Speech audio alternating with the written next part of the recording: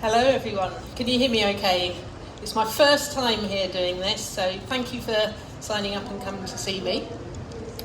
As it's my first time, and we all know when we do presentations, you have to try and imagine that you're all sat there naked. So I'm looking around and I can see some sights actually. You need to do a bit more in the gym over there, and scoliosis, verruca, really? Okay, so I'm imagining you all sat there, which hasn't made me feel any more relaxed at all, so I'll move on. But thinking about it, before we train as sports therapists, a quick show actually, any physios out there?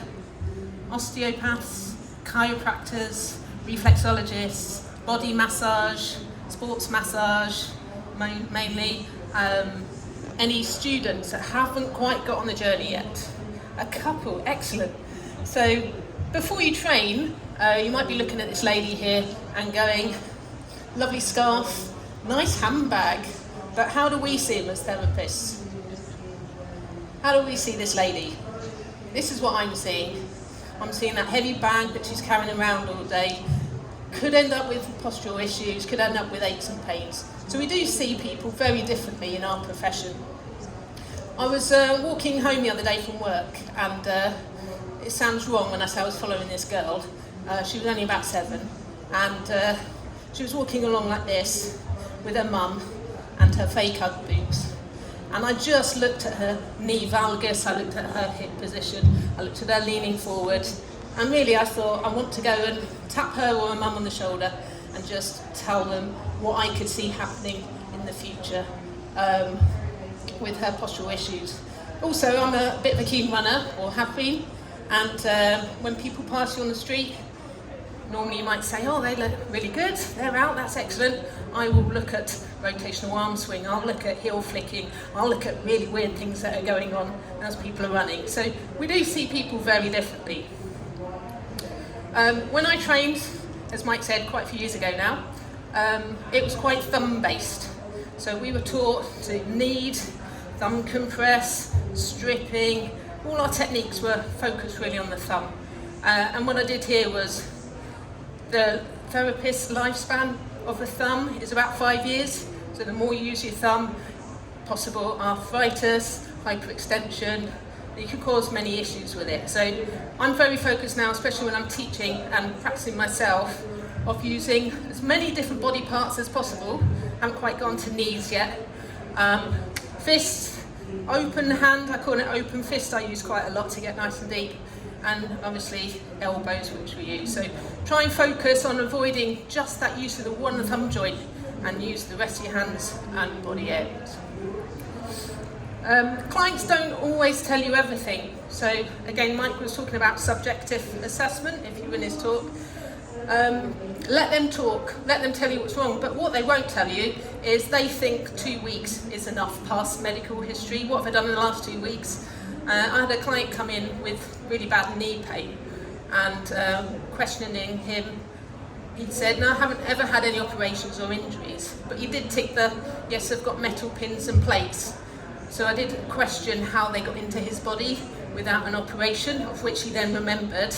It was 23 years ago, broke his tib fib, had pins and plates in, which were then taken out. But his range of movement at his ankle was so poor, it all related back to his knee, and 23 years ago, to him, that was irrelevant, that's out the way. So think of your questioning techniques. This is a client of mine. Fortunately, I did know about his leg amputation, and it was one of those surreal moments where I said, would you like to take your leg off to get on the couch? And I said it, and in my head I thought, that's a bit of an odd statement. But again, his prosthetic was made a little bit too long, and he naturally stood with one hip an inch higher than the other. He went straight home after a session with me and sawed off an inch of his prosthetic leg. Oh dear. And his back pain went, fortunately. So I put this on the board. Not sure what you think about that picture or how it might relate to what questions to ask. Does anyone know what I'm going to come up with? No? If anyone's ever been to a John Gibbons talk on the shoulder, he'll always mention at some point right shoulder pain can be possibly a referral pain from gallbladder problems. So we could keep seeing the same clients, keep doing the same treatments again and again, but if we're not getting anywhere, if they're not improving, there may be some other reasons. So don't, as a number one, first time you meet someone, ask what their poo's like. They'll probably think you're a little bit odd. But again, floating poo can tell you other things. And also, when you do squeeze to go to the toilet, it can put pressure on your intervertebral discs, and it can be a sign of a disc rupture. So there's other things that we can talk about and lead us to some form of diagnosis. Try new things. It's very easy to get stagnated. So after you've trained, carry on doing exactly what you've taught, exactly what you practice, but trying new things will really help. And as Henry Ford said, if you always do what you've always done, you'll always get what you've always got. And if that works for you, however, if you're not helping this person improve, if their range of movement doesn't improve at all, how are we going to change the next treatment? So be reflective on what you do. There's lots of other things as well. So if you are, and I'm a sports massage therapist, there's lots of other kind of day courses that you can try and get qualified in. There's gait analysis. Rock Tape have a big thing out there at the moment with the pods and the tape and the blades, some really good courses that can all go with what we do as therapists. And even something as simple as trying different positions on the couch. I think depending on when you train or where you train, having clients lying face up, supine or prone for the whole treatment. But if we can put them in sideline positions, you can get to the lats easier, you can get into the QL, recovery positions, working on muscles of the groin, etc. So don't become stagnated and do what you've always done. Think outside the box. The best diagnostic tool you have as a therapist is someone's going eyes. Well done. Yes, definitely. How about if you're a blind therapist? And I have taught quite a lot of blind. You're doing that. What do you want? Yeah, palpation skills. Excellent. But I'd say one of the most important things is your client's own finger. So in a consultation, to say, where does it hurt? If a client gets one finger out and points somewhere specifically, let's say there, for example, that could indicate supraspinatus tear, possibly. It could indicate ATFL, ankle sprain. It's very specific using a finger. Some clients will go, oh, it's around here somewhere, so it's not quite so specific. So that, again, that could be nerve, could be referral. So asking clients where it hurts is important, as well as chatting to them about their issues. Have treatment yourselves. I want you to put your hands up if you've had a treatment in the last month. Okay, pretty good. My mathematical skills tell me that's 40%. Okay, what about the rest of you? Why haven't you had one in the last month? What about, has anyone not had one this year? Oh dear, oh dear. Okay, so it is really important, depending on your clinic that you have. And there's my bottom. Don't normally show that in presentations, but there we go. And I've been diagnosed recently with osteoarthritis in my hip joint. So I was having acupuncture. It was actually a Bernie Nolan acupuncture course, which you may have done. It's called the Millennium Dome approach around the Greater Trochanter. So I had that in class with Bernie. But if we're wanting our clients to book in regularly to see us, and we haven't had one in the last 6 months, I think we need to think about that. Look after yourself, look after your own bodies. If you do not make time for your wellness, you will be forced to make time for your illness. So I'd rather spend money on myself, looking after me, keep myself active, keep myself well, than having to invest it in the future on operations, medication, etc. So what a pandemic teaches you. It seems like quite a long time ago now. No one's wearing masks anymore, I don't think. So we're kind of back into the real world again. But 23rd of March 2020, we all thought the world was going to shut down, we all thought we were going to die, we all thought everyone's contagious. It was a really weird time. And I'd been massaging them for 20 years, and for myself to not massage for the 4 months that we were shut down, it depending on your levels, you may have chosen to shut down or not see clients. It was definitely a not hands-on approach. It was weird, it was really horrible. And it made me realise, number one, how much I love my job. I'm really missing my clients. But the big thing I got from it, and the thing that I'm keeping, is this. Because I used to set my clinic up nice and nice towels, electric couch cover, everything set up as the clients came in. Very holistic approach. Whereas now, clients bring their own towels in. So they all get a little text before they come in. Please bring 2 big towels, 1 small towel.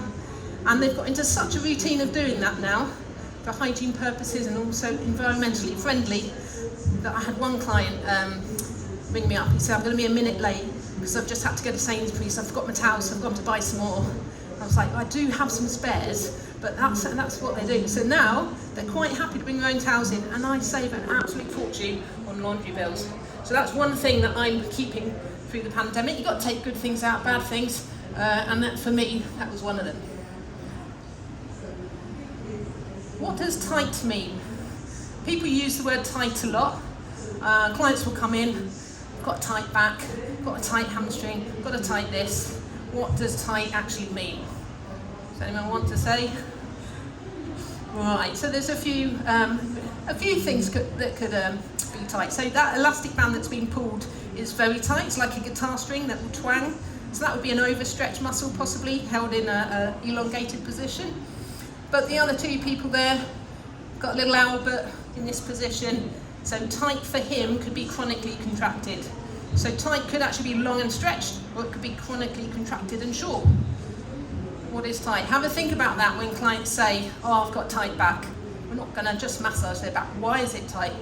And how can we improve it? As a therapist, we need to develop our superpowers. We all have superpowers. You'll be thinking, as we practice, using your hands, palpation skills are really important, and that might be your number 1 superpower. I've got a few students that I teach in class in here today, and they will understand what my superpower is. My superpower is, when I ask a student a question, it makes everything they know disappear. Go back to your assessments, and when the tutor comes up and says, well, what is the insertion of the? I've got no idea. As soon as you walk away, they remember it. It's not a very good superpower, but that seems to be my special one. Visualise the anatomy below. So again, when I'm teaching, when I teach level 4 sports massage or anatomy, I think I've got this body in the class. Martin at the front provided the body for this one, but we always draw on each other with washable crayons, I must add. So we draw the bony landmarks, we draw the muscles on top, we look at the layering, because it is quite old school to think of each muscle as an individual muscle. It's how it's built up with the fascial lines and the trains. And also layers, because a lot of muscle books don't actually show how things are layered up. It'll just be individual muscle on a bone. So we do that, we get people to move, and we can see the contraction.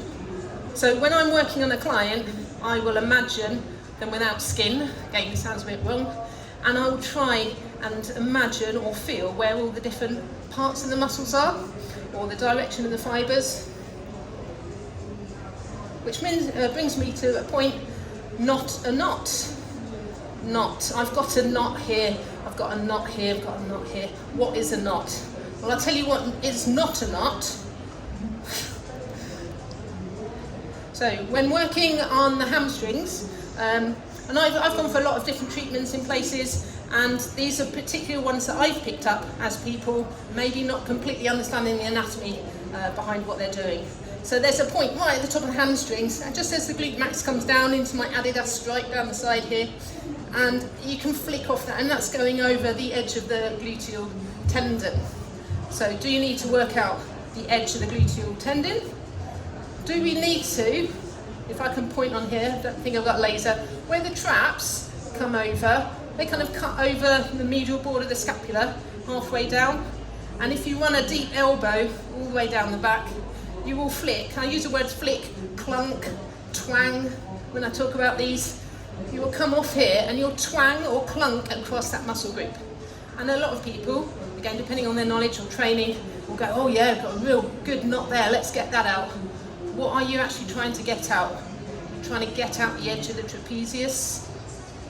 Another common one possibly is at the top of the quads here, where you get to the top and it's not quite the same as the hamstrings. There's lots of different muscle groups crossing over, sartorius, rectum, adductors, and right at the top here, if you work the wrong way, you will just feel that you're flicking over certain areas. And a common one at the top here as well.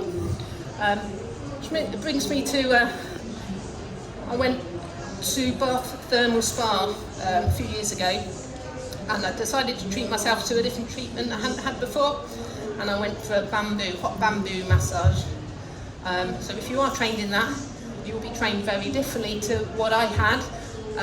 She asked me what I did for a living, and I said sports massage therapist, and then suddenly she went, right, do you like it deep then? I went, yeah, I do like it deep. In the spa, it's quite unusual, so I was like, yes, I do. And she carried on for about 5 minutes with a hot bamboo, rolling it over my scapula. She was like, oh yeah, you've got a great knot here, let me work that out. And what she was actually doing was trying to roll out the spine of my scapula and left me with quite bad bruising. I was telling her to stop, she was like, oh no, I can get it out with this. So again, anatomy is so important when it comes to treatments. Similar to classification of bones, as we know, there are approximately 206 bones of the body under 5 classifications. All sat there going, hope she doesn't point to me now. Long, short, flat, irregular, sesamoid. But all of my clients, I can, as a whole body, say I've got 5 types of clients. And I'm going to tell you a little bit about each type of client I have, and you think if you've got one of those clients. So my client number 1 is Betty. Not her real name, but Betty is my monthly moan. So Betty, the first time she came to see me, tiny little thing, she's about 4'9". My hands are quite big. She asked for an hour back massage, and got on the couch, did the consultation, got on the couch. My hands covered her whole back. She didn't want it particularly deep, so after about 20 minutes, I'd done everything I needed to do. And I said, oh, you know, we've only done 20 minutes, is that enough for you? I won't charge you the full hour. Oh no, can you carry on? I was like, yeah, I can carry on. I feel a bit repetitive. She was like, no, I want an hour, please. So I carried on. Obviously, it was more of a body massage by this point. And at the end of the treatment, I didn't know if she'd enjoyed it or not, but she wanted to book in 2 weeks' time. And I said, should we do a 30-minute? No, I want an hour. And the whole hour she spends talking about her partner, moaning about life. And for me, it's not the massage. She doesn't come in for the massage. She comes in for an hour moan to get it off her chest and to relax. Now just put your hands up if you've got a Betty. Oof, that's most of you. We've all got a Betty. Right, okay, next one. This one, Dave. Dave is my one-hit wonder. Dave sat at home, he's on his couch, he's a little bit overweight, and he moans about his back issues, and when he stands up, and his wife gets so annoyed. She's like, Dave, go and have a treatment. I have a treatment regularly. You go, no, that's not for me. I don't do massage. Anyway, one day he comes and he's forced to come in, and he has a treatment, of which he says, yeah, it was all right, isn't it? So thanks. Never to be seen again. So Dave is my one-hit wonder, forced to come in, doesn't really believe in massage. For me, he's got many other issues rather than his postural issues. You know, he needs to lose a bit of weight, he needs to be more active, he needs to look after his diet, etc. Has anyone got a Dave? Yes, 32% of you. Excellent. Right, next one. Next one, number 3, is Julie. Julie is anything to compete. So Julie signed up for the London Marathon in April 2020. She got a charity place, raised all the money she needed, and obviously that time of year it got cancelled or postponed, and then postponed again. And she kept training. So for all those people, anyone here have the London 2020 place? No? But if imagine training for a marathon and then knowing it's now not, and your whole body is now training for the next event, and she didn't really rest at all. So she got loads of different niggles. And then I think when it came to the next race, she had niggles and couldn't compete, so postponed. And she only did it this year. So really she's done 2.5 years of training for the London Marathon. But whatever I would tell her, she would do. She's probably one of my only clients that follow any rehab advice that I give her, because she was so set on getting back and doing this thing, which was a lifetime goal. Anyone got a Julie? Yeah? Ooh. Yeah, 22%, right? Number 4 is Alan, Mr. Maintenance. He walks down, I've got a long corridor where I work, so I'll always open the door and watch my clients walk straight away, doing subjective or objective assessment. So he walks down with his walking stick, and he'll always walk out without it, feeling like a new person. Every time he comes in, he'll have a different tweak here or there. But again, he's a little bit like Betty. He'll tell me his life history, and he's been crying for the last 3 treatments on the couch. Seen a grown man crying on the couch, telling me war stories and about his best friend dying, etc. But he still walks out feeling better. And I think, whether I'm stereotyping or not, for men to go and see a counsellor, maybe he's not quite as a woman going to see a counsellor, but he will come to me, and I'm not a counsellor at all, but for him just to tell me things that no one else knows. I think it's his counselling time. I'm not, I'll listen to him, and he just goes out feeling better. Whether it's the massage or the chat, I'm not sure. But anyone got an Alan? Yeah, 29%. And my last one, unless you're a teacher, you might not get this. This is Kerry. Kerry books in to see me for massage, but she also questions me for an hour on CPD, business advice, anatomy, techniques. So for the whole treatment she's getting a massage, but then she's asking me all this information, which is great, and I love sharing. So that's Kerry, cheap CPD. So unless you're a tutor, you might not get that one.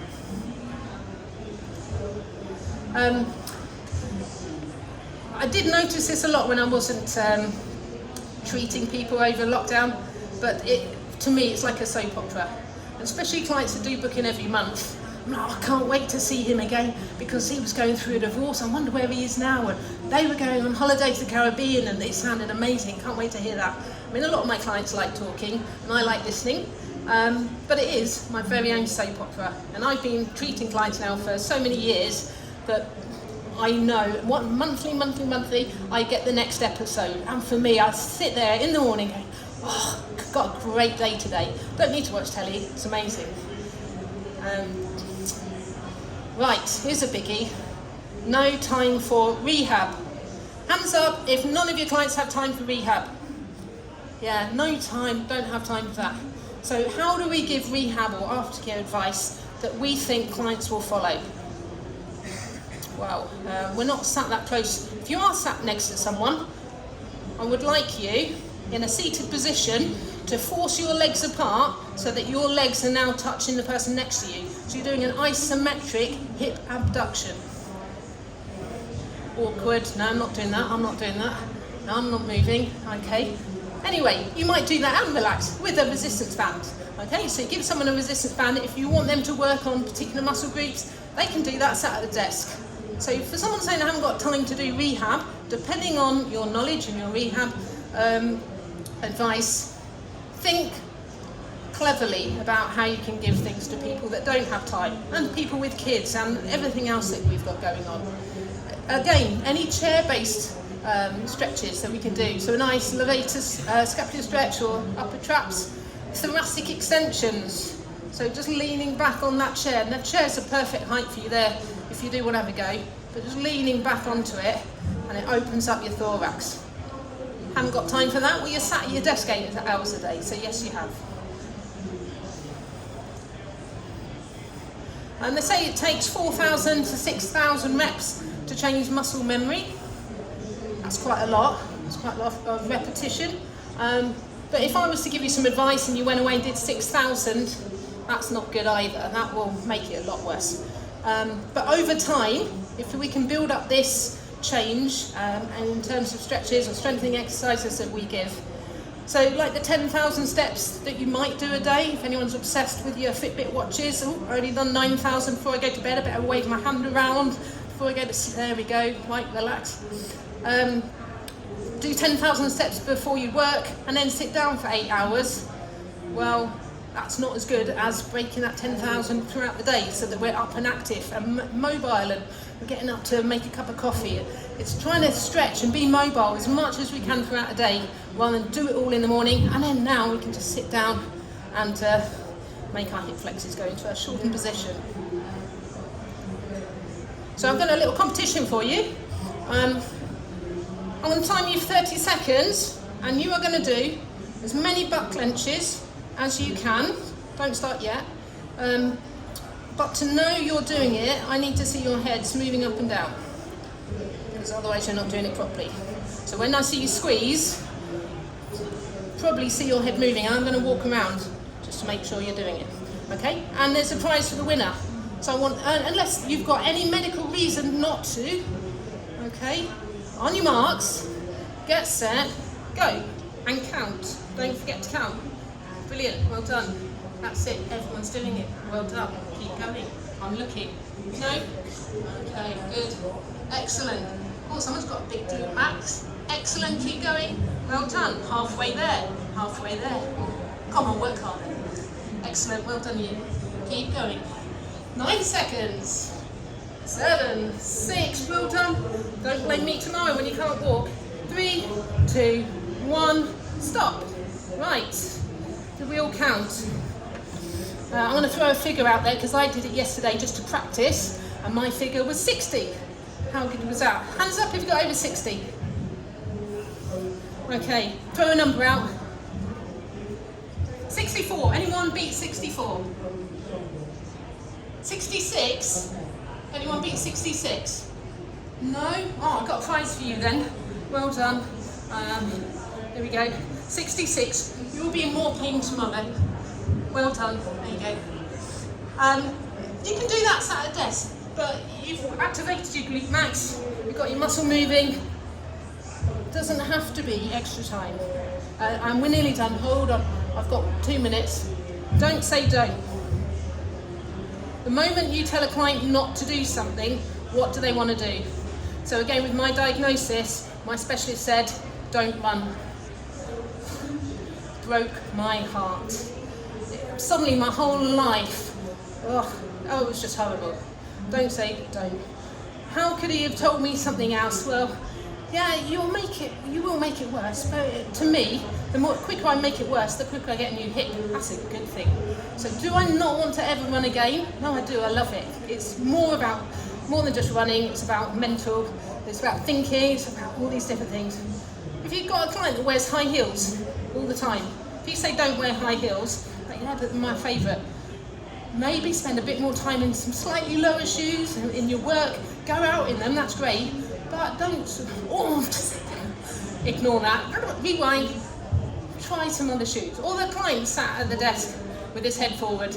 Don't sit like that. Extra advice. And to finish with, this is my last slide before people are worrying. I just need to do something here.